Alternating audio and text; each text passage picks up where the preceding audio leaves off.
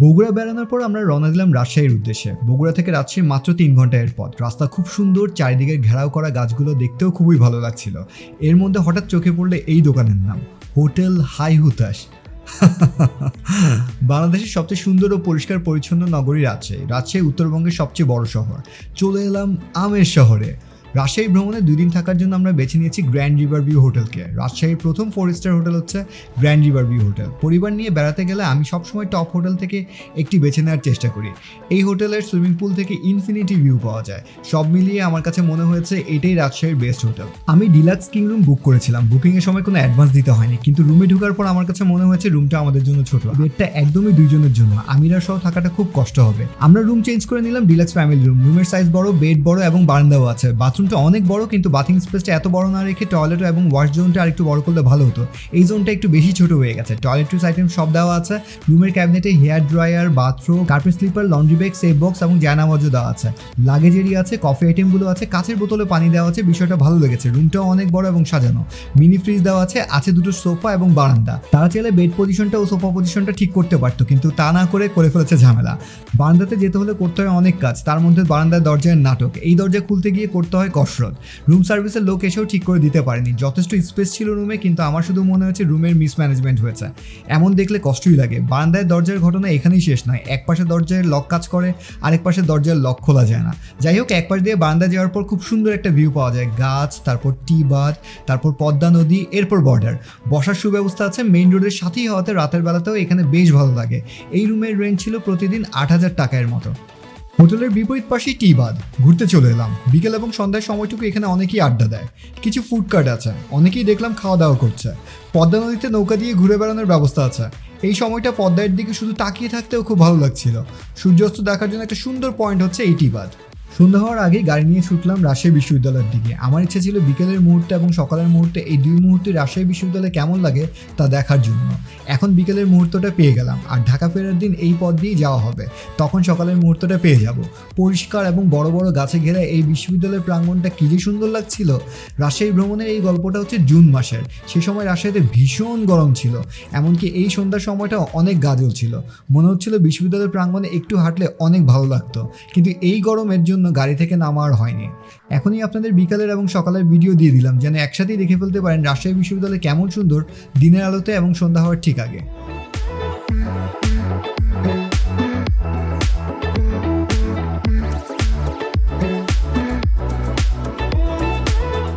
রাজশাহী বিশ্ববিদ্যালয়ে ঘুরে ফিরে এলাম আমাদের হোটেলের কাছে সিএনবি মোড়ে। সিএনবি মোড় স্ট্রিট ফুডের জন্য অনেক জনপ্রিয়। রাস্তার একপাশে অনেকগুলো দোকান।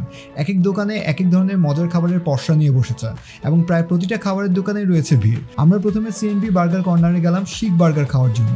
একটা শিক দিয়ে বার্গার 30 টাকা, আর 2টো শিক দিয়ে বার্গার 50 টাকা। তাদের স্পেশাল সস, মেয়োনিজের সাথে শিক কাবাব, সালাদ এবং শেষে বনটা টোস্ট করে দেওয়া হয়। বেশ মজার ছিল। এই টাকায় এই খাবারের সুনাম না হওয়ার কোনো কারণই নেই। তারপর গেলাম রানা মিষ্টি ঘরে রসগোল্লা খাওয়ার জন্য। চোখের সামনেই তারা মিষ্টি বানাচ্ছে, গরম গরম এবং নরম মিষ্টি। 16 পিসে কেজি এবং 300 টাকায় 1 কেজি। আমরা কয়েক পিস খেয়েছি। গরমে অতিষ্ঠ হয়ে যাচ্ছিলাম, তাই গিয়ে উঠলাম চা চক্রতে। 100 টাকার ম্যাঙ্গো লাচ্ছি খেয়ে প্রাণ জুড়িয়ে গেল। দ্বিতীয় দিন শুরু করলাম সকালের নাস্তা করতে এসে। রুমের সাথে ব্রেকফাস্ট কমপ্লিমেন্টারি ছিল। রেস্টুরেন্টটা আমার খুব ভালো লেগেছে। ইন্টেরিয়রটাও বেশ ভালো করেছে। কালারফুল সিটিং পজিশনগুলোও ভালো লেগেছে।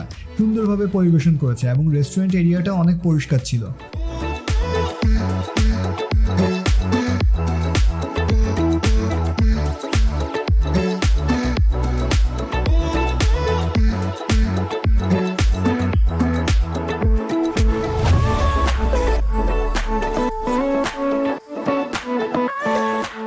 লাঞ্চ এবং ডিনারের মেনুটা দিয়ে দিলাম, যদি আপনারা কেউ এই হোটেলে আসেন কাজে লাগতে পারে। সকালের আর কোনো প্ল্যান নেই, দুপুরের খাবারের জন্য ব্যবস্থা করতে হবে। টেস্ট করতে চাই হানিফের কালাভুনা। হানিফের কালাভুনার অনেক হাইপ এবং অনেক ভিডিও, অনেক ভিউজ। গরুর হাটের ভিতরে হানিফের কালাভুনায়ের দোকান। সেখানে বসে খাওয়া সম্ভব না, পার্সেল আনতে হবে। তাই RFL এর বক্স কিনলাম। কুরবানি ঈদের আগের হাট। চেষ্টা করেছিলাম ভিতরে যাওয়ার জন্য, কিন্তু অনেক ভিড়। আমি যেতে না পেরে শুধু ড্রাইভার ভাইকে পাঠালাম। গরুর মাংস এবং কলিজিয়া পার্সেল এনেছিলাম, আর আমাদের হোটেল থেকে ভাত নিয়েছি। অনেক আশা করে খেতে বসেছিলাম, কিন্তু মাংস ঠিকমতো সেদ্ধ হয়নি। গরুর মাংস অত ভালো লাগেনি। কলিজিয়াটা ভালো ছিল। এত হট রিভিউ দেখে অনেক আশা জেগেছিল মনে। শেষ আমার আশা। চলুন গ্র্যান্ড রিভার ভিউ হোটেল একটু ঘুরিয়ে দেখাই। জিমে দেখলাম ভালো কিছু এক্সারসাইজ মেশিন আছে, কয়েক ধরনের ডাম্বেল আছে, সবগুলোই ভালো আইটেম। গ্র্যান্ড রিভার ভিউতে স্টিম এবং সনার ব্যবস্থাও আছে। ইনফিনিটি সুইমিং পুলটা জোশ। সুইমিং পুলে কিস জোনও আছে। রুমের বারান্দা থেকে এই ভিউটাই পাচ্ছিলাম, আর সুইমিং পুল থেকে আরেকটু উপরের লেভেলের ভিউ পেলাম। এই হোটেল বেছে নেওয়ার পিছিয়ে এই ভিউ পাওয়ার সুযোগ এবং এই সুইমিং পুলও একটা বড় কারণ ছিল। এই হোটেলে কফি শপও আছে এবং সিনেপ্লেক্সও আছে। বিকেলে বেরিয়ে পড়লাম। আমার কাছে এই সাদা ফুটওভার ব্রিজটা অনেক পছন্দ হয়েছে। যতগুলো ভাস্কর্য চোখে পড়লো সবগুলোই সুন্দর ছিল। যাচ্ছি জনপ্রিয় সোকুরা সিল্কে। যদি কিছু একদম চোখে লেগে যায় তাহলে কিনবো। বিশাল এরিয়া। আমার মনে হয়েছিল মিলে এসেছি, একটু লোকাল কিছু দেখবো, কিন্তু এটা একটা বিশাল সুপার মার্কেট, কয়েকটা ফ্লোর নিয়ে সাজানো। ছেলে মেয়ে বাচ্চা বড় ছোট সব সাইজের বিভিন্ন ধরনের জামার সমারোহ, এমনকি ঘর সাজানোর আইটেমও আছে।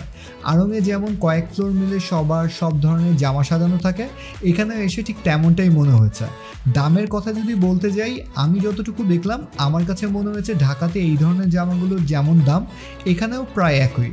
আমার কাছে মনে হয়েছিল রাজশাহী এসেছি, সরাসরি সোকুরা সিল্কের মিলে এসেছি, হয়তো দাম একটু কম থাকবে, কিন্তু এমন কিছু পেলাম না। কষ্ট করে এখান থেকে আবার ঢাকা নিয়ে যেতে হবে প্রায় একই দামের জামা, তাই আর কোনো কিছু কেনা হয়নি। কিভাবে সুতা তৈরি করে, কিভাবে শাড়ি বানাচ্ছে তার প্রক্রিয়াটা এখানে আসলে দেখা যায়। গেটে একজন মুরব্বী বললেন আপনি চাইলে দেখতে পারবেন, উনি ঘুরিয়ে দেখাবে। তাকে সাথে নিয়ে চলে এলাম প্রক্রিয়াটা দেখতে। এই গাছ থেকে পোকাগুলো সংগ্রহ করা হয়। মিলের পিছিয়ে এই গাছের বাগান আছে। এই পোকাগুলোর বর্তমান বয়স 22 দিন, 28 থেকে 30 দিন এদের খেতে দেওয়া হবে। তারপর এই খাঁচাতে ছেড়ে দিলে পোকাগুলো মুখের লালা দিয়ে 48 ঘন্টার মধ্যে এমন গুটি তৈরি করবে। এরপর পোকাগুলো এমন পাখা গজিয়ে মারা যায়।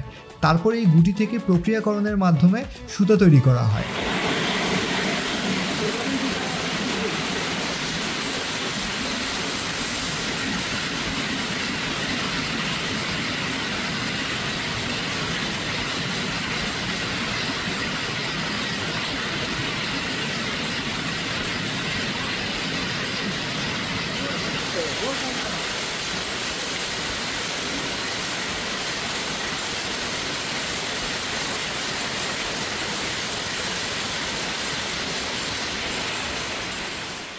সোকুরা সিল্ক থেকে চলে আসি শরীফ টি গার্ডেনে চা খেতে।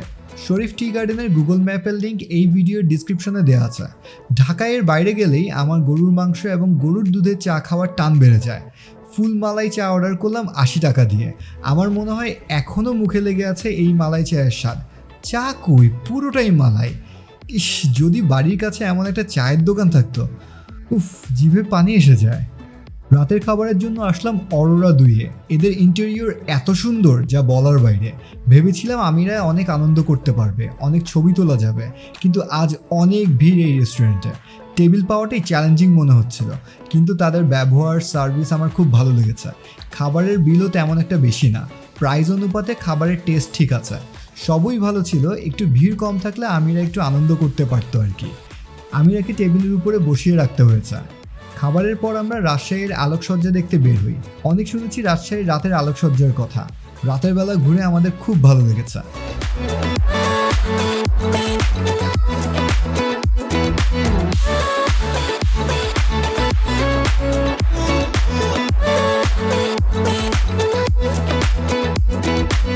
পরের দিন সকালবেলা বিরিয়ানি আর পালা। ব্লগটা কিন্তু এখানেই শেষ হচ্ছে না।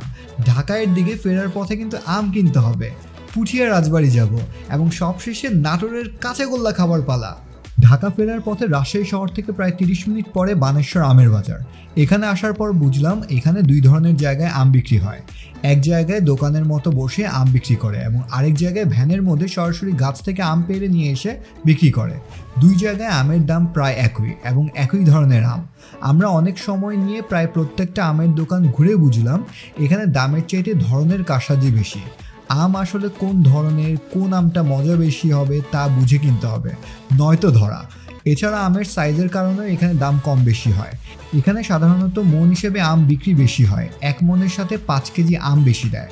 আমরুপালি এবং খিরসায়ের দাম একটু বেশি, কিন্তু দেশিটা নিতে পারলে বেশ মিষ্টি আম পাবেন। কেস বা বস্তায়ের জন্য আলাদা টাকা দিতে হয়, আর বাজার খরচ নেয় একটা গ্রুপ। এরপর চলে এলাম পুঠিয়া রাজবাড়ি। পুঠিয়া রাজবাড়ির বাইরের দিকটাই সবচেয়ে বেশি সুন্দর। ভেতরের প্রবেশের জন্য 30 টাকা ফি দিতে হয়। ভিতরে তেমন কিছু নেই, সব রুম ফাঁকা। ভিতরে যাওয়ার সিঁড়িটা সুন্দর, পিলারগুলো সুন্দর। বাড়ির পিছের ভাগে বড় গোবিন্দ মন্দির। এই মন্দিরটার কারুকাজ একদম সেই লেভেলের কারুকাজ। এমন কারুকাজের শিল্পীরা যে কোথায় হারিয়ে গেল। এখান থেকে রাজবাড়ির পিছনের দিকটা দেখলে বোঝা যায় রাজবাড়ির অবস্থা তেমন একটা ভালো নেই, শুধু সামনের দিকটাই সংস্কার করে রেখেছে। কত যে শুনেছি নাটোরের বনলতা সেন, নাটোরের কাঁচাগোল্লা। এই প্রথম ভাগ্য হলো নাটোরের কাঁচাগোল্লা টেস্ট করার। নাটোর শহরটার মধ্যে কেমন যেন একটা আদি আদি ছাপ আছে। জয়কালী বাড়ির মিষ্টির দোকানই হচ্ছে আদি দোকান। এই দোকানের কারণেই নাটোরের কাঁচাগোল্লার এত নাম। জয়কালী বাড়ির মন্দিরের পাশেই এই দোকান। সন্দেশ এবং কাঁচাগোল্লা বাসার জন্য পার্সেল নিয়ে নিলাম। ভিডিওর ডিসক্রিপশনে এই দোকানের গুগল ম্যাপের লিঙ্ক দেওয়া আছে। এই তো ছিল আমাদের রাজশাহী ভ্রমণ। চেষ্টা করলাম অনেকগুলো তথ্য শেয়ার করতে। সামনে আসবো আবার নতুন ভ্রমণ গল্প নিয়ে।